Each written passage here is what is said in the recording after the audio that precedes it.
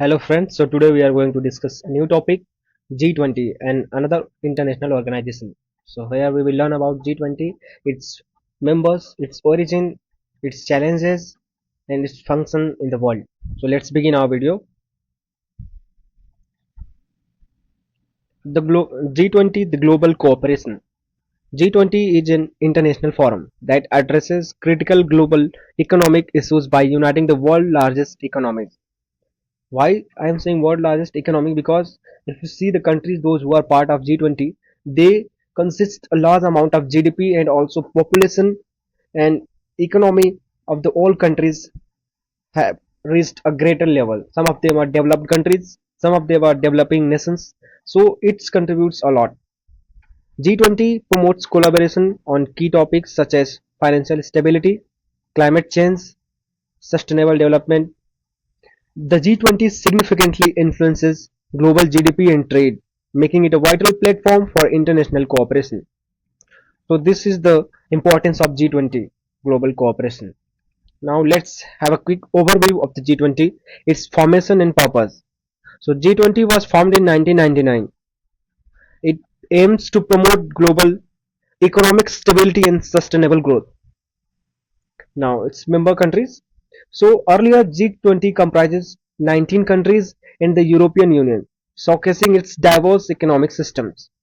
European Union itself consists of lots of countries in it. So it was part consists 19 separate countries plus EU.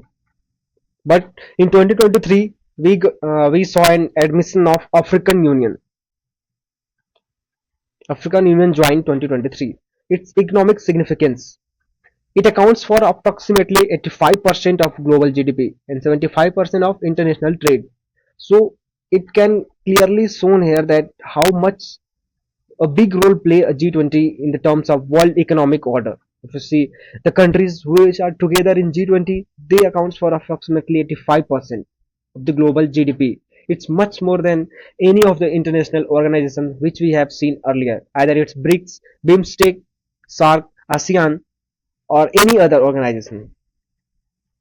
Now let's have a quick view on the countries those which are part of G20. Argentina, Australia, Brazil, Canada, China, France, Germany, India, Indonesia, Italy, Japan, Mexico, Russia, Saudi Arabia, South Africa, South Korea, Turkey, the United Kingdom and the United States. Now here are the two union, that is European Union and African Union.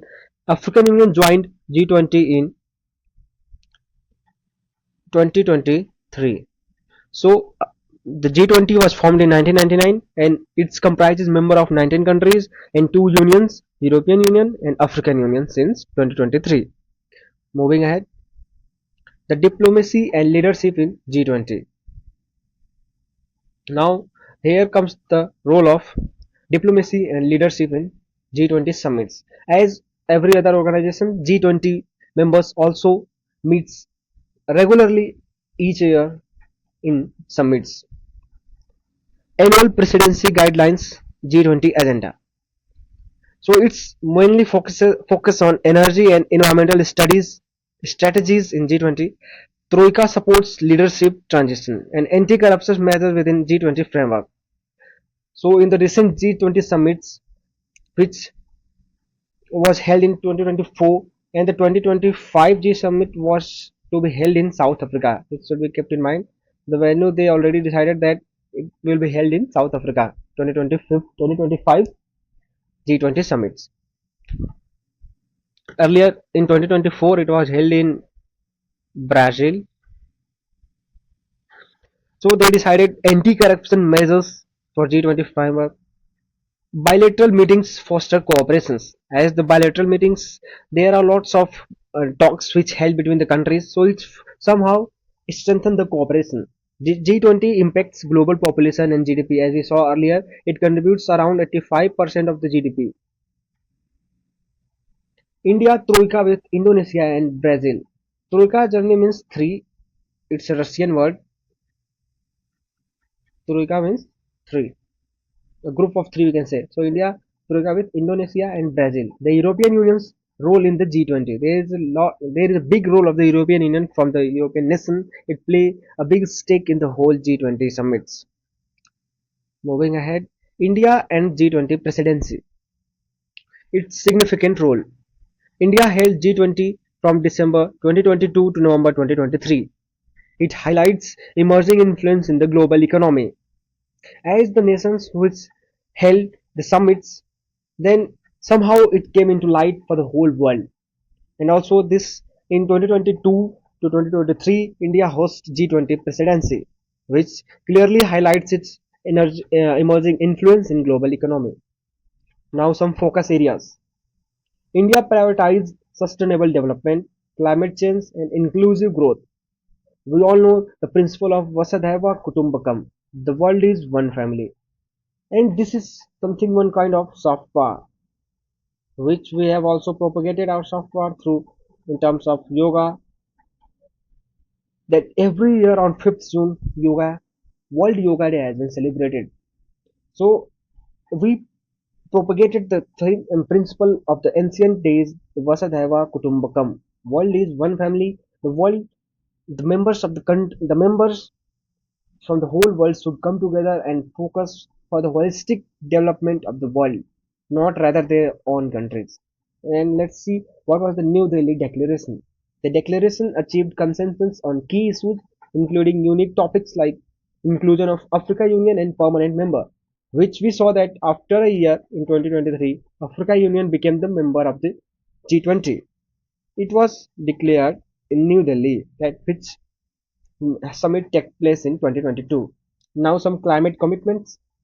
It emphasized a commitment to triple renewable energy by 2030 and highlighted the need for this significant funding for developing countries. As we all know, those countries which are very developed, they focus more on the climate change, and there are lots have been summits, protocols, and meetings have taken place, and conference of parties which took place every year on different themes, and particularly on climate change it takes place. So right now I believe COP29 or 28 has just taken place in this year. So the countries and the burden for the countries had also been shared. It's not burden, it's what do you say, the share that the developed countries has much more to share, and the targets have been more than the developing nations, and they contribute a lot. But there is some called carbon credit system, that in which some countries, other countries can also purchase credits if they're not able to fulfill, and they are generating more carbon rather than which was assigned to them. So in 2022, it emphasized on climate commitments also. Some global biofuel alliance. This initiative aims to promote sustainable biofuels and enhance energy security through international collaboration. Moving on, highlights of the 18th G20 summit. First, full membership for African Union. African Union participated fully for the first time, emphasizing inclusivity. Global South leadership. Hosted by Brazil, the summit continued the trend of Global South leadership of G20. This summit is held in 2024, and the 2025 summit will held in South Africa. Key themes. The summit focused on social inclusion, poverty eradication, health access, and climate action. So these are some important themes which I believe that this should be kept in priority, as social inclusion is very much required. That there should be participation from the more and more countries in these organizations. There should be eradication of poverty. There should be proper healthcare facilities for all the countries, those who are underdeveloped or developing, and there should be proper actions on climate change. As the rapidly changing in the world with the industrialization, the climate is very much and severely affected. Tax justice and commitment. For the first time, the G20 committed to cooperation on taxing on the ultra-rich, marking a significant steps in addressing inequality. Moving ahead. Now let's have a look on the G20 challenges. Diverging priorities. Developing nations prioritize advanced technology, security, while developing nations focus on poverty reduction and economic growth. As I earlier mentioned that G20 is a collaboration of more than 20 countries, 19 direct countries and 2 unions are there. So in this collaboration, some countries had already developed a lot. So they prioritize advanced technology and security. But there are some countries like us even which are underdeveloped, means they are developing nations. So as we can see that in even India, the focus is more on eradicating poverty and the economic growth and also education. So there is some divergence and priorities between the developed nations and the developing nations. So this is the biggest challenge in G20 and limited authority. G20 lacks legal enforcement power, hindering its effectiveness. Transparency, so limited public oversight raise concerns about decision-making process within the G20. Geopolitical rivalries. Tension among major powers complicate consensus are critical issues. As we have already seen, those the major power in the world, if they are in rivalry, then it affects without any say to the countries those who are not in the good condition or underdeveloped. So somehow the rivalry between the both huge giant developed countries affects other members in the G20 collaboration. Global South underrepresentation. As we saw before 2023, Global South, the African continent was totally ignored. But after the summit which held in 2022 to 23 in New Delhi, the declaration has made that African Union should be made member. And in 2024 in Brazil, they participated as a full member.